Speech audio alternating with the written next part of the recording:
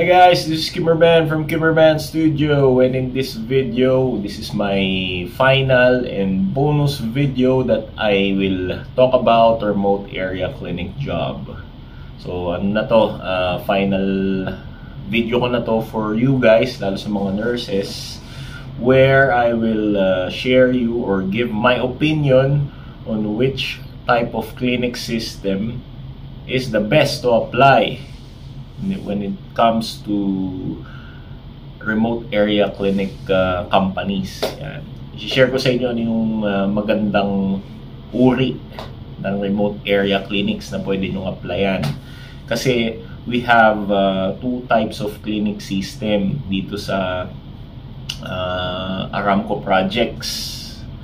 So, first type is Saudi Aramco MMSR clinic, or minimal medical requirement service clinics. Mostly these are contractor companies, nagki-cater sa mga contractor companies yan or mga subcontractors ng Aramco. Yung isa naman, the other type is the Saudi Aramco JAHA clinics. JAHA is Johns Hopkins Aramco Healthcare. So Johns Hopkins Aramco Healthcare, this is the primary healthcare provider ng Saudi Aramco, which caters Saudi Aramco employees. So different yan. Yung MMSR for Saudi Aramco contractor employees, yung JAHA naman for Saudi Aramco employees. And two clinics siya na napagtrabahuan ko.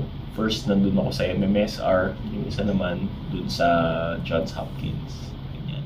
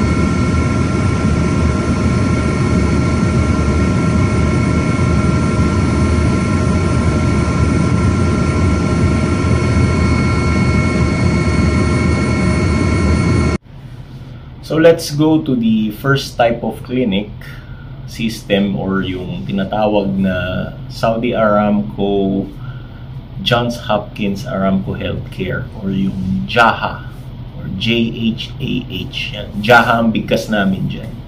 So JAHA, this is the primary healthcare provider nga sa Aramco, situated yan dun sa main company premises nila dun sa Daharan. Ito yung yung healthcare clinic nila na nagsusupply ng mga nurses sa mga specific Aramco sites. When you say specific Aramco sites, ito yung mga GOSP, offshore clinic, offshore platform, mga ganyan. GOSP yan yung mga gas oil separation plants. Yan, mga planta yan, mga exclusive premises ng Aramco yan, mga restricted plants. So lahat na nagtatrabaho dyan, Aramco employee. Ultimo guardia dyan, Aramco employee. So yung clinic na nandoon, yun yung mga Johns Hopkins Aramco Healthcare Clinic or JAHA Clinic. Ang mga nurses dito, naka-uniform din ng parang Aramco, Aramco staff. This JAHA Clinic, they have this RAC OM, or yung Remote Area Clinic Operation Manual na sinusunod.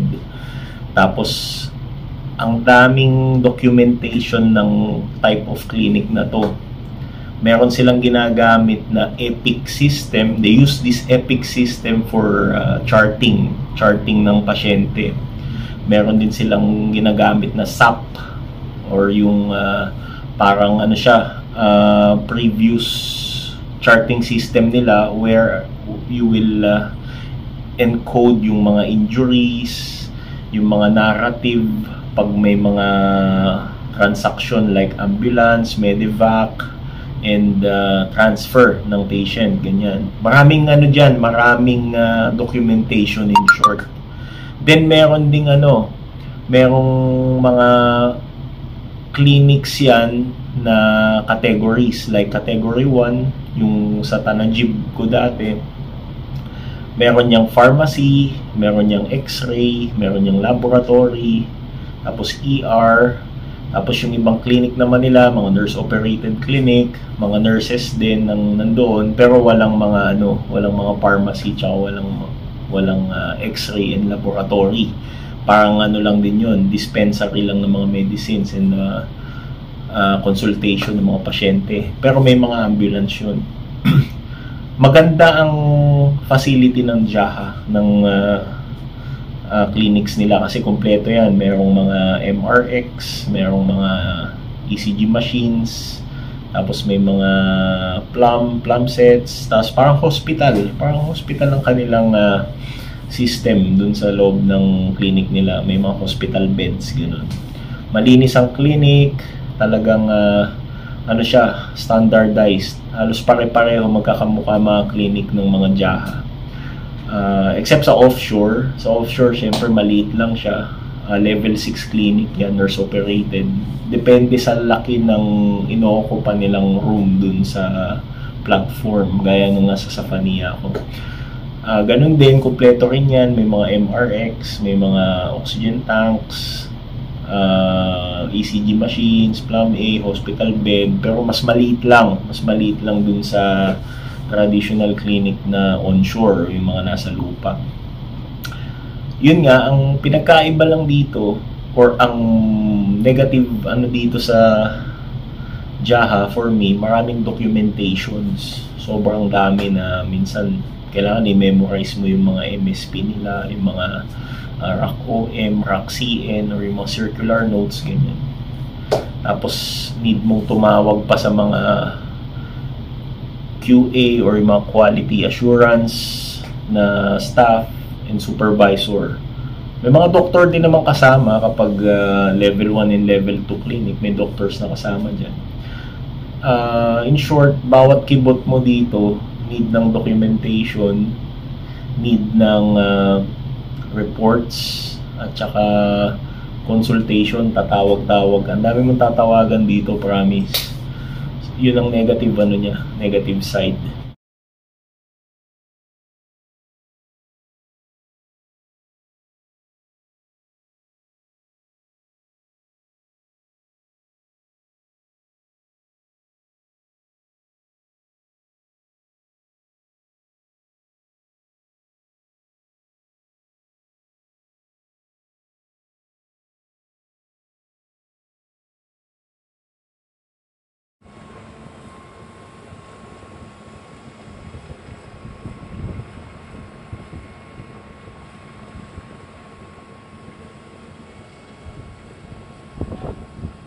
Let's go to MMSR or yung minimum or minimal medical requirement services clinics.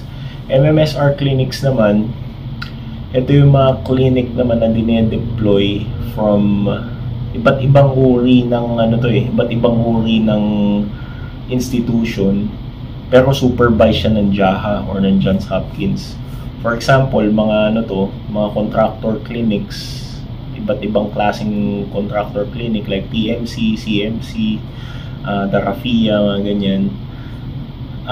Nagde-deploy sila sa mga contractor naman na companies. When you say contractor companies, these are companies na hina-hire ng Aramco for their specific project. And the requirement for this contractor company to operate, they need a clinic and medic also. Kasi ano yan, violation if there is no clinic and medic in their operation. So this clinic, they call it MMSR. Yun nga. Ang maganda dito sa MMSR na to, independent ang nurse na napupunta dito. So lahat ng decision ng nurse sarili niya.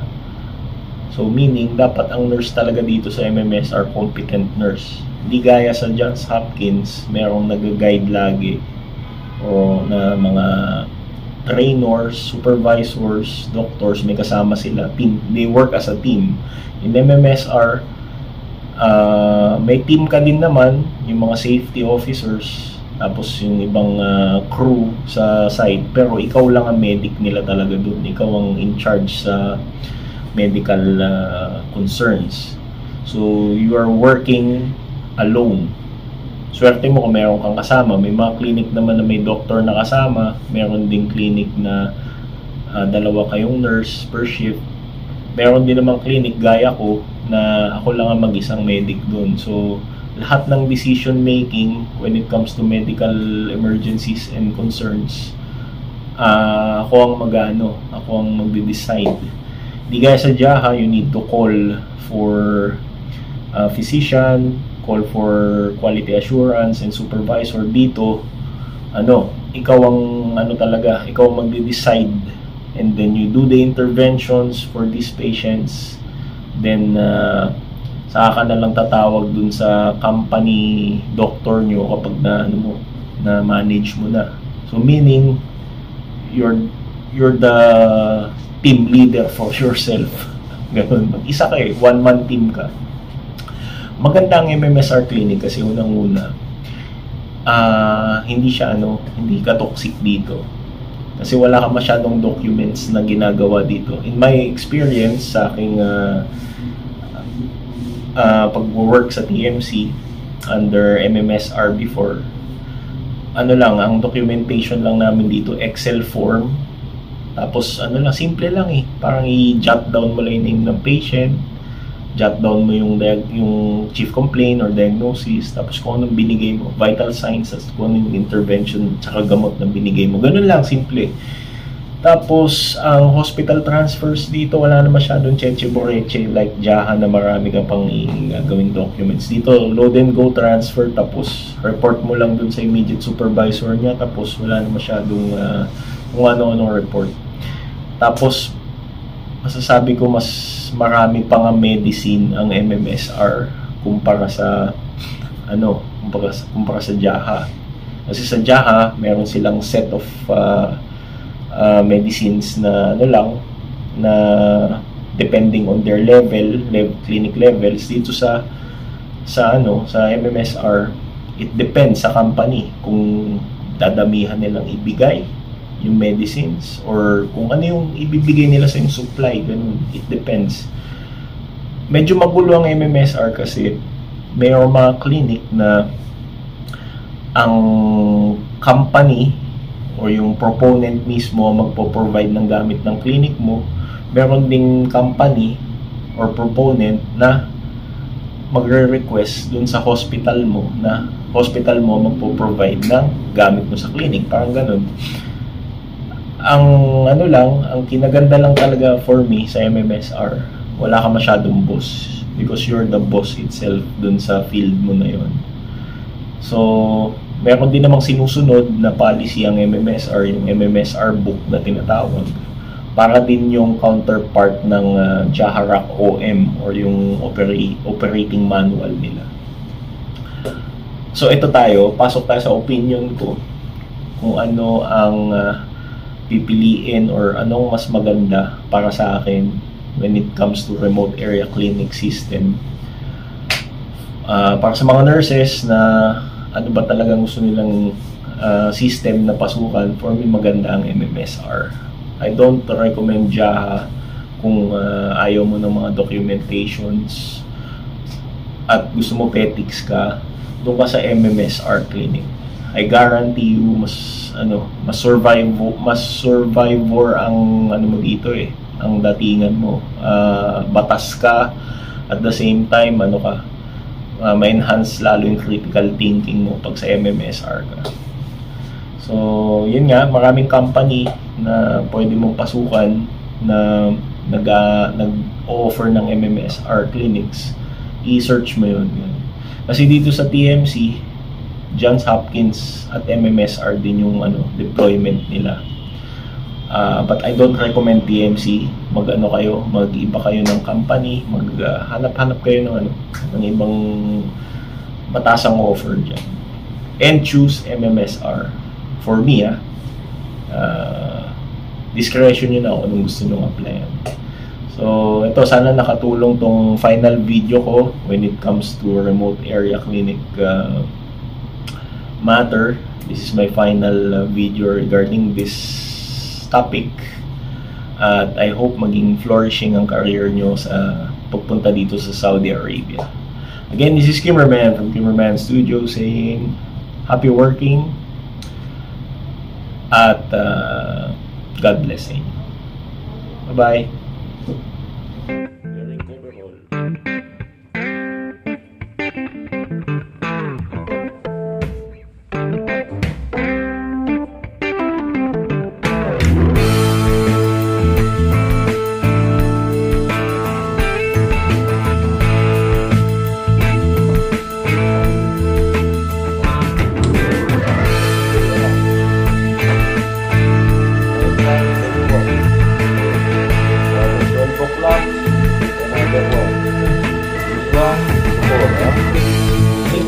Three times tonight, right?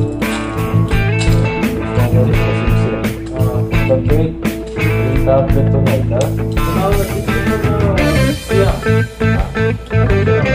What is that?